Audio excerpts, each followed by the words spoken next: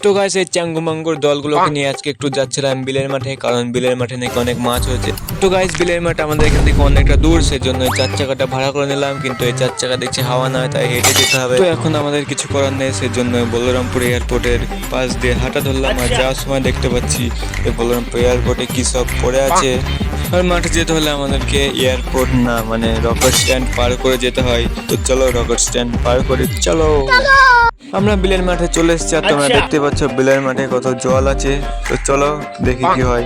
এখানে আসার সঙ্গে সঙ্গে আমাদের পাড়ার কয়েকটা লজিস্টিক ছেলে বিলে জলে নেমে পড়েছে মাছ ধরবে বলে। তো দেখি এরা কত কি মাছ পায়, চলো দেখা যাক। তো 10 ঘন্টা পরিশ্রমের পরে এই ছেলেটা একটা বড় কুমিরের বাচ্চা পেয়েছে, তো এটাকে নিয়ে একে এখন সন্তুষ্ট থাকতে হবে। আর এই ছেলেটা অনেকগুলো কচ্ছপের বাচ্চা পেয়েছে, বড় বড় দেখতেই পাচ্ছ।